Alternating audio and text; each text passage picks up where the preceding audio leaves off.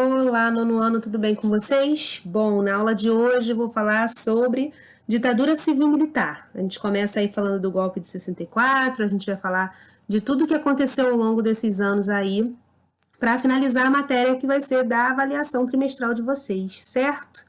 Então, vamos à aula. No nosso último slide, ainda tratando do governo do João Goulart, a gente fala do golpe em 31 de março de 1964, e em 9 de abril, o 8º dia de governo da Ranieri Mazzilli, a junta militar, que é composta aí pelos representantes das 3 forças armadas, né, na Marinha, Aeronáutica e do Exército, apresentaria o primeiro ato institucional. Era aí a formação do regime da ditadura. Esse documento, ele tinha aí o objetivo de apresentar o formato idealizado pelos militares, né, a partir aí do golpe de 31 de março, exatamente para mostrar para o Brasil como seria. E vocês já estão sabendo o que são os atos institucionais, né? Os atos institucionais, eles eram aí um mecanismo para manter a legalidade do domínio dos militares. Através de decretos-leis, o presidente ele instituía, né, alguma determinação que fosse de seu interesse e ele passava a valer sem que outras casas, né, sem que a Câmara, sem que as casas legislativas aprovassem. Então, o primeiro deles, o AI-1, né, editado aí em 9 de março de 1964, permitiu ao governo cassar mandatos e suspender direitos políticos de diversas personalidades, tá, gente? Então, vários políticos foram aí afastados de seus cargos, deixaram de exercer efetivamente seu papel na política e, obviamente, que todo mundo que era oposição ao governo perdia aí a possibilidade de atuar politicamente. Bom, lembrando que os militares que se opuseram, né, ao golpe foram expulsos das Forças Armadas. O AI-1, ele também determinou que uma nova eleição para presidente aconteceria no dia 11 de abril. Lembrando que o Ranieri Mazzilli ele governou aí, nessa segunda vez aí, o Brasil por 13 dias, certo? Essa eleição ela seria realizada de forma indireta, ou seja, o Congresso Nacional que indicaria o presidente, não o voto popular, né? E o presidente eleito no Congresso governaria até 1966, quando, teoricamente, terminaria o mandato do João Goulart, certo? Se ele ainda estivesse na presidência, o nosso último presidente eleito até a ditadura. Esse trecho do segundo slide é o trecho que defendia aí pelas Forças Armadas a situação política no Brasil nesse momento. O texto diz assim: é indispensável fixar o conceito do movimento civil e militar que acaba de abrir ao Brasil uma nova perspectiva sobre o seu futuro. O que houve e continuará a haver neste momento, não só no espírito e no comportamento das classes armadas, como na opinião pública nacional, é uma autêntica revolução. Bom, a gente sabe que isso é discussão até hoje, principalmente numa sociedade polarizada como é a nossa, né? Então, os setores militares ainda chamam esse momento histórico de revolução. Nós temos grupos sociais que trata desse momento como revolução.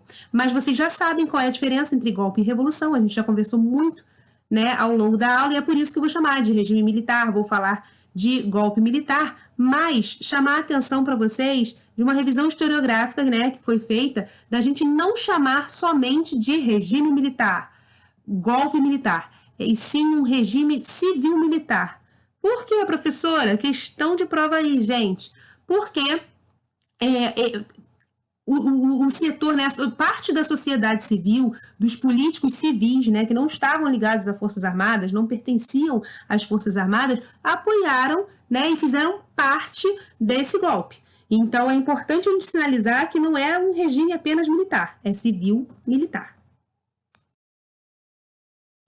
Então, sob o argumento de livrar a nação da ameaça comunista, né, o texto aí adotava a palavra subversivo para tratar de tudo que deveria ser combatido. Conferia ao presidente da República, e o primeiro deles foi o Castelo Branco, cassar mandatos, fechar instituições, editar decretos e instaurar investigações, né, contra aqueles que tivessem, né, na mira dos militares, que demonstrasse aí uma oposição ao governo ou pertencesse a algum grupo de oposição. Então, era conferido aí ao presidente todos esses poderes. E eu sempre adianto um pouquinho, né, gente, do que eu vou falar no próximo slide.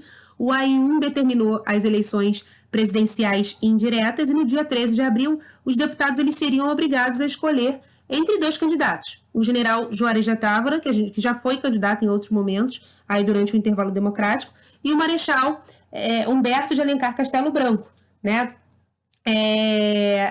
Vence o Castelo Branco, que se consolida aí como primeiro presidente do período do regime civil-militar aqui no Brasil. E ao ser empossado, ele declarou, né, o seu projeto de governar para desenvolver o capitalismo brasileiro e conter a suposta ameaça comunista, controlando assim as massas dos trabalhadores e reformando o aparelho do Estado. Então, para controlar aí as contas do governo e reduzir a inflação, o governo ele cortou investimentos, elevou impostos, suspendeu alguns reajustes salariais para os trabalhadores e a inflação diminuiu, mas a recessão econômica promoveu aí o fechamento de empresas, arroxo salarial e desemprego, tá? Mais uma vez estou adiantando, a gente vai falar sobre isso ao longo da aula. Assim que o Castelo Branco entrou no poder, ainda em junho de 64, o Congresso ele vai aprovar a lei antigreve. Essa lei ela proibia a paralisação de servidores públicos e dificultava a paralisação no setor privado. Tá? O movimento grevista, para ele ser iniciado, ele tinha que ser aprovado em assembleia por voto secreto de pelo menos 2/3 da categoria. Tá? 2/3 na primeira convocação e 1/3 na segunda convocação, com um intervalo de 2 dias entre elas. Tá?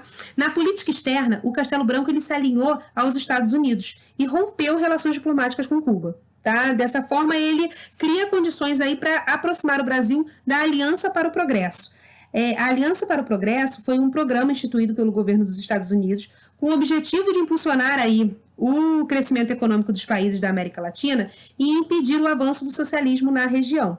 Então, com essa entrada, o Castelo Branco ele consegue firmar novos acordos com o Fundo Monetário Internacional para obter empréstimos. É importante essa informação para a gente observar o que acontece na economia brasileira durante a ditadura, tá, gente? O governo ele também vai instituir a lei de imprensa, que limitou a liberdade de expressão e informação nos meios de comunicação.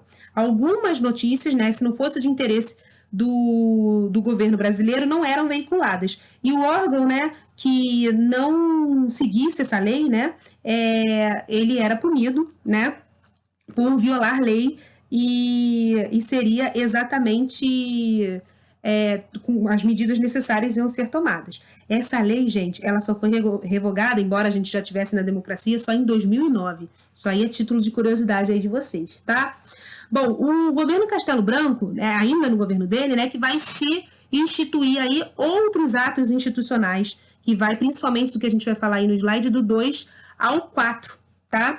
Onde o Castelo Branco ele se ocuparia por elaborar um novo formato de escolha dos políticos. Ou seja, os cargos do executivo seriam, né, eleitos indiretamente. Eles iriam extinguir todos os outros partidos políticos e apenas 2 partidos, né, seriam permitidos de existir, seria o Arena e o MDB. A Arena, que significa Aliança Renovadora Nacional, e o MDB, que significa Movimento Democrático Brasileiro, sendo o MDB aí, gente, a oposição permitida pelos militares, tá bom? E algumas mudanças que iniciaram aí como temporárias, elas seriam determinadas como permanentes com a substituição da nossa Constituição. A nossa última era de 1946 e em 1967 seria instituída uma nova Constituição. Então, todas essas reformas realizadas pelo Castelo Branco se incorporam aí à nova Constituição, que entra em vigor em março, né, de 1967.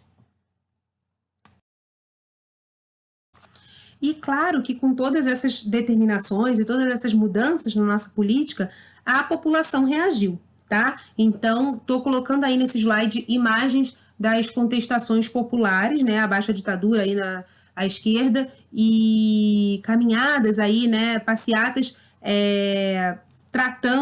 criticando aí o novo regime.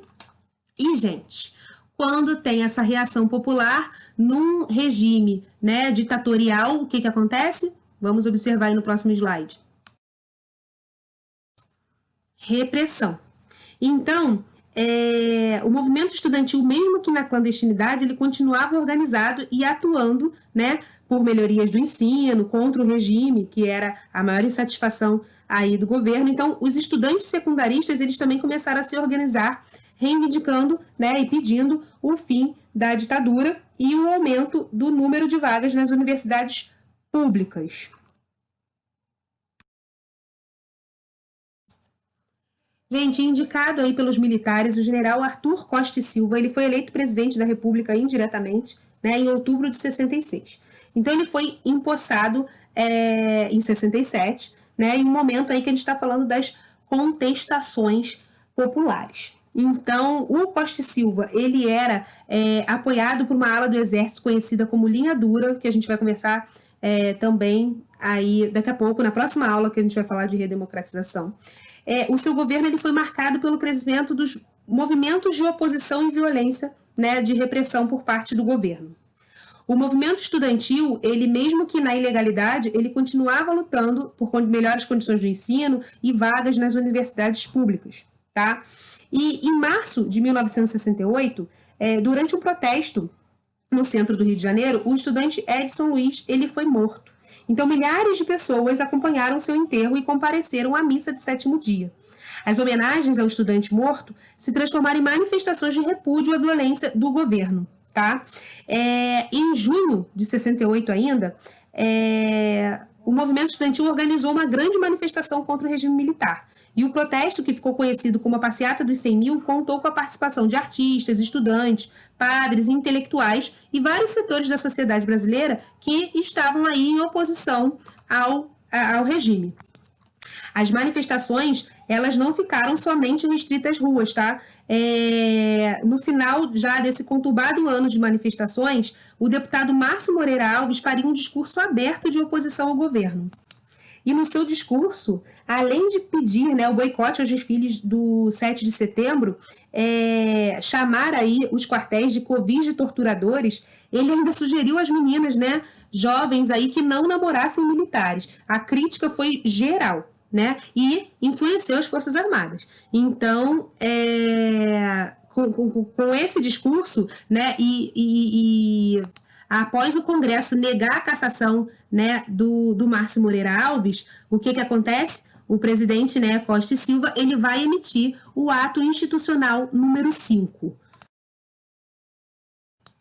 O ato institucional número 5, ele autorizava o presidente a fechar o Congresso Nacional, intervir em estados e municípios, suspender os direitos políticos de qualquer cidadão por 10 anos e suprimir o direito do habeas corpus. Conversei isso com vocês, né, gente? Que o habeas corpus, hoje em dia, na nossa sociedade, né, quando alguém é acusado de alguma coisa, todos são inocentes até que se prove o contrário, né? Na ditadura não existia essa indicação, né? Todo mundo era culpado até que se provasse inocente, talvez nem precisasse provar essa inocência, né?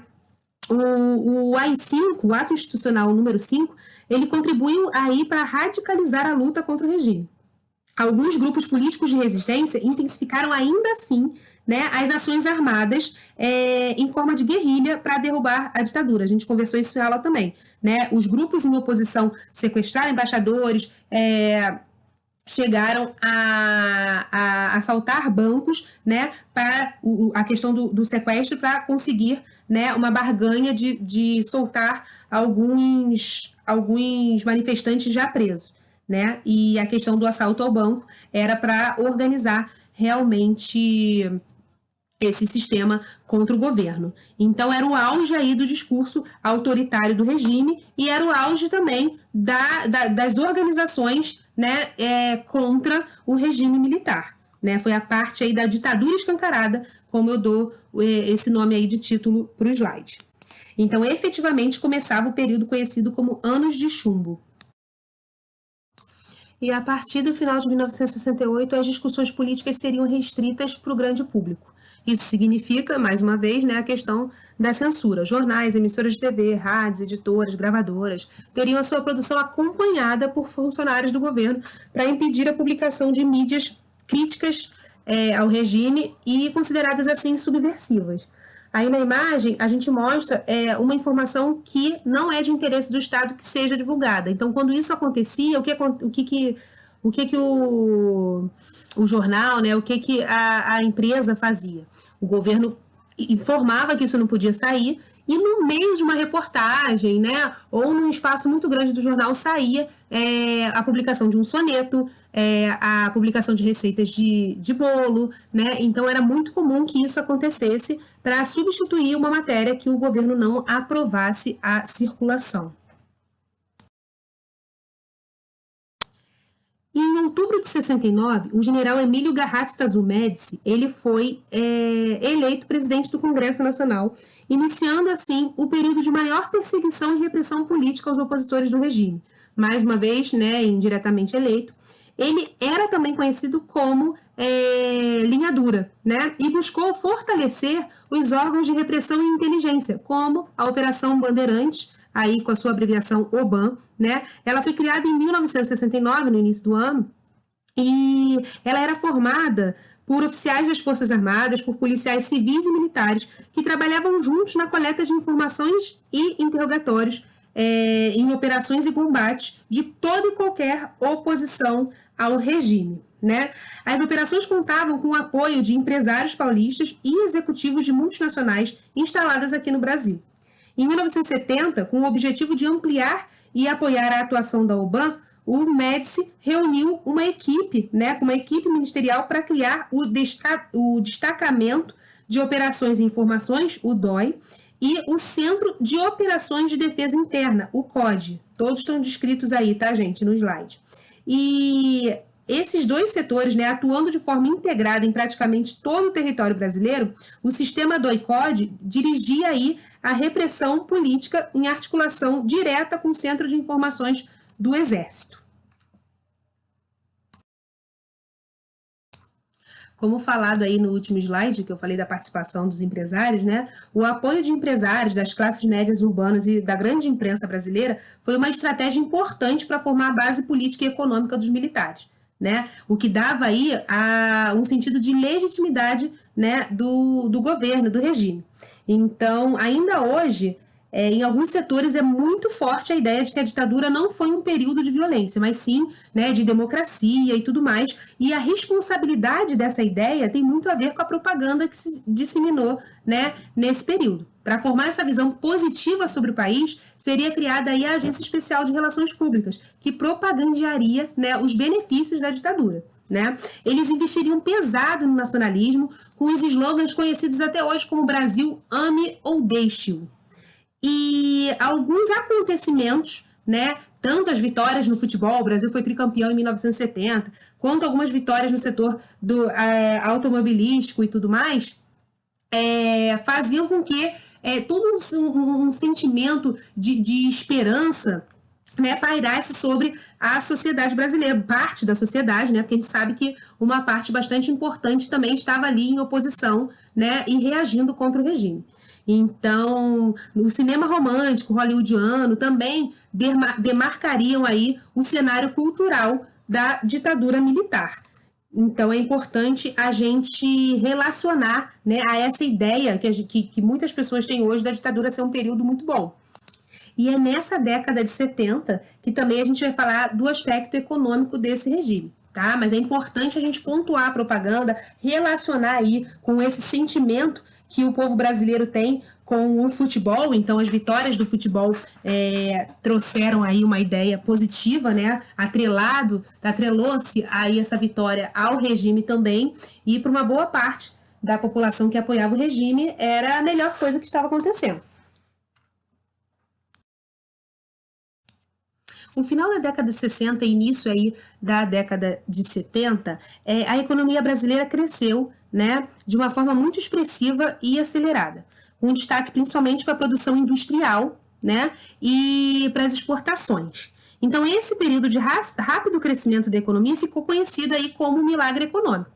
O milagre econômico foi aí um período entre mais ou menos 1968 e 1973, em que a economia cresceu em média 10% ao ano. Né? A indústria teve um crescimento na faixa de 14%, com destaque para o setor automobilístico, de eletrônicos e na construção civil. As exportações elas também tiveram um aumento de cerca de 30% ao ano, né? Não muito diferente do volume de importações, o que economicamente é muito vantajoso. No campo econômico, o governo ele apresentava esses resultados expressivos, crescendo em produtividade e em geração de riquezas. E os marcos desse crescimento seriam as grandes obras públicas realizadas durante a ditadura, como a primeira foto aí do slide mostra a hidrelétrica de Itaipu, que eu sei que tem vários alunos aí que conhecem a hidrelétrica, né? Já foram lá. A nossa grande conhecida Ponte Rio-Niterói, que se chama Ponte Presidente Costa e Silva, e a rodovia Transamazônica. Mas é preciso que a gente repense, né, que a gente questione quais foram as condições que favoreceram essa boa fase da economia, né? O que fez com que estivéssemos, né, o Brasil estivesse vivendo aí essa prosperidade econômica, que tem a ver também com o que estava acontecendo no setor internacional. Então é importante pontuar que esse crescimento se baseou nos seguintes aspectos: na expansão do agronegócio, reduzindo a fiscalização ambiental e ignorando as terras indígenas, tá? Dessa forma, os latifúndios cresciam, né? A atração de multinacionais que desvalorizava o nosso salário, né? Reprimia os nossos sindicatos e os direitos dos trabalhadores. Então, a mão de obra brasileira ela se tornava barata e atrativa para empresas internacionais. E o endividamento com o Fundo Monetário Internacional, com o FMI. Né? Para assumir esse combate ao comunismo, os organismos financeiros patrocinaram as obras públicas do regime, ou seja, nós nos endividamos bastante. Né? E com isso tudo, a gente percebe que os brasileiros, a população, não desfrutaram desse crescimento. Né? A política de achatamento dos salários fez aumentar a concentração de renda e desigualdade social no país.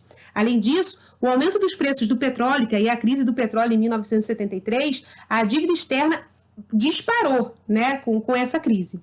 Então, é importante, porque a nossa crise é em dólar, né, o preço do barril do petróleo aumentou e tudo mais. Então, passou-se aqui, né, após esse período do milagre econômico, passa a um período de alta inflação, recessão econômica e aumento do desemprego. Então, é importante a gente pontuar, né, o desenvolvimento econômico, mas questionar, né, até onde esse crescimento econômico foi, certo?